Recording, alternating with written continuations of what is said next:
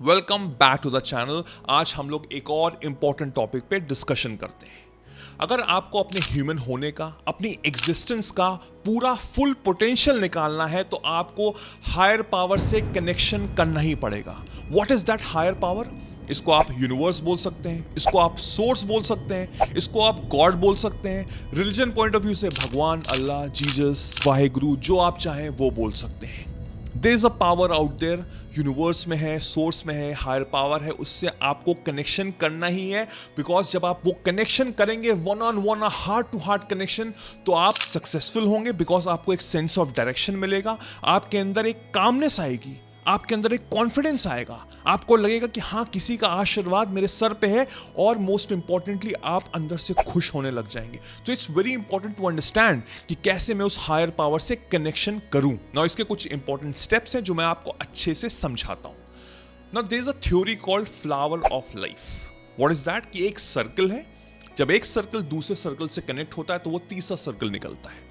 This is also called the study of biology.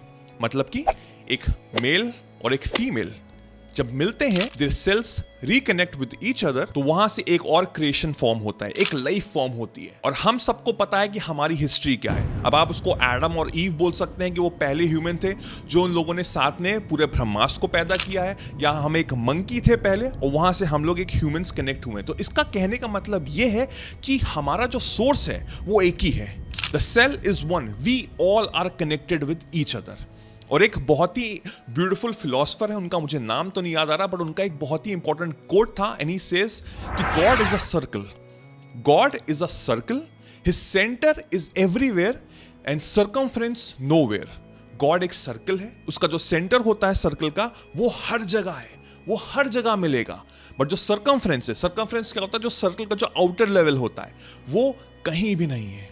इसका मतलब ये हुआ कि जो क्रिएटर है, जिससे हमको कनेक्ट करना है, वो हमारे साथ ही है।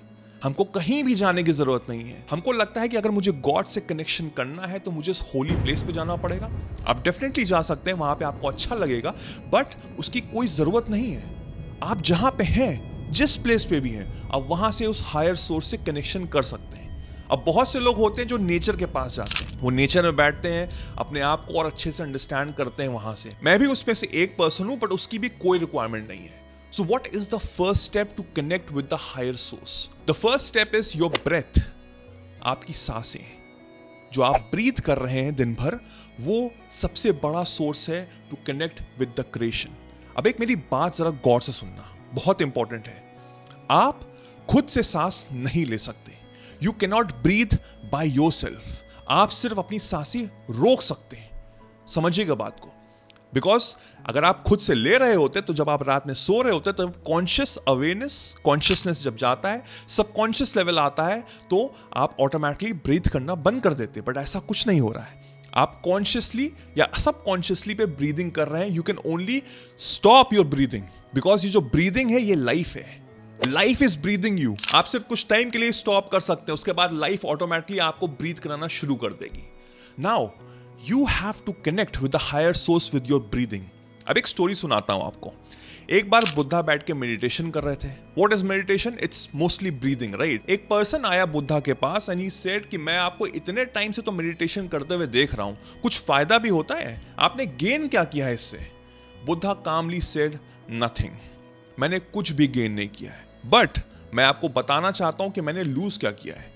मैंने एंगर लूज किया है, मैंने फ्रस्ट्रेशन लूज किया है, मैंने डिप्रेशन लूज किया है, मैंने एंग्जाइटी लूज की है, मैंने फियर लूज किया है, मैंने इनसिक्योरिटी लूज की है। These are the important thing that you have to understand, because meditation is a part of breathing.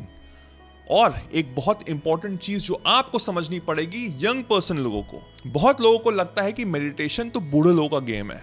जब आप 60 प्लस के होंगे, जब मैं 60 साल का रिटायर होऊंगा, तब मैं मेडिटेशन करूंगा, अभी मेरे पास तो टाइम नहीं है। डू यू रियलाइज कि ये सब चीजें जो अभी लेट गो हो रही हैं with the help of meditation, ये आपको अभी जरूरत है। ये अभी जरूरत है। जब आप 60 इयर्स के होंगे तो आप मेजॉरिटी ऑफ योर लाइफ जी चुके होंगे, तब आप रिलैक्स कर रहे होंगे, तब इनकी जरूरत शायद ना पड़े, बट अभी इसकी सबसे ज्यादा जरूरत है आपको। Meditation is the prime source of connecting with that God, because that God, that universe, परमात्मा, divine source, वो आपको गाइड करता है क्या क्या चीजें आपको हटानी है अपनी लाइफ से और क्या क्या चीजें आपको लेनी है। आपको वो सोर्स देता है ऑफ योर ओन पावर कि मुझे किस डायरेक्शन में जाना चाहिए। So this is the number one thing that you have to understand अगर आपको उससे कनेक्ट करना है, जो कि बहुत जरूरी है मेरे according, is to meditate yourself on the regular basis to connect with your breath.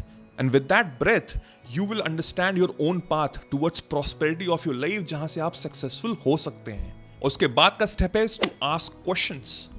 आपको यूनिवर्स से क्वेश्चंस पूछने पड़ेंगे, उस परमात्मा से क्वेश्चंस पूछने पड़ेंगे। देखिए, जब आप मेडिटेशन करेंगे, जब आपके अंदर ब्रेथ के अंदर कामनेस आएगी, तो ऑटोमेटिकली कहीं ना कहीं से उस सोर्स से कनेक्शन होना शुरू हो जाएगा।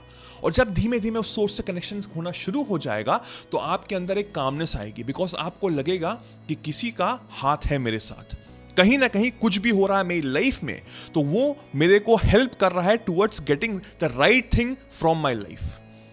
अब उसके लिए आपको अंदर से सवाल पूछने भी शुरू करने, बिकॉज यूनिवर्स एक क्रिएटर है, उसने सबको क्रिएट किया है, पूरे ब्रह्मांड को क्रिएट किया है। तो हमारा हक बनता है as a part of a creator कि उससे सवाल पूछना। अब सवाल भी दो तरीके के होते हैं जो मेजॉरिटी ऑफ लोग पूछते हैं। पहला होता है विक्टिमहुड, कि पहले मैं विक्टिम बन जाता हूं कि तुमने मेरे साथ ऐसा क्यों किया, ऊपर वाले ऐसा क्यों हो रहा है, मैं तो अच्छा इंसान हूं, मैंने ये किया, मैंने वो किया, मैंने खूब पढ़ाई की बट मेरे एग्जाम में मार्क्स अच्छे नहीं आए, मैंने बहुत मेहनत की, वो पर्सन मेरी जिंदगी से क्यों चला गया, बताइए मेरे साथ लाइफ में क्यों हो रहा है। And second way of questioning is progressive questioning, मतलब कि एक्सेप्टेंस आ गई है कि हाँ मेरे साथ लाइफ में ये हुआ, नाउ व्हाट, अब आप मुझे गाइड करिए। हाँ मेरे मार्क्स अच्छे नहीं आए, नाउ व्हाट, आप गाइड करिए।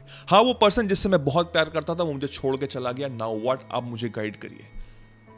आप पहले शायद विक्टिमहुड में होंगे, इस समय हो सकते हैं, बट वो जब आप ब्रीथ करेंगे, जब आप मेडिटेट करेंगे, जब आप उस पर विश्वास करना शुरू कर देंगे, तो वो नाउ व्हाट वाला फेस आना शुरू हो जाएगा। प्रोग्रेसिव क्वेश्चंस आप पूछने शुरू हो जाएंगे, बिकॉज वहां से आपके अंदर एक ट्रस्ट आ रहा है। And when you gonna trust the universe, तो शायद जो आप सवाल पूछ रहे हैं उसका आपको आंसर तो नहीं पता लगेगा, बट आपको अंदर से फीलिंग आ जाएगी, एक बिलीव आ जाएगी कि हाँ वो है मेरे साथ।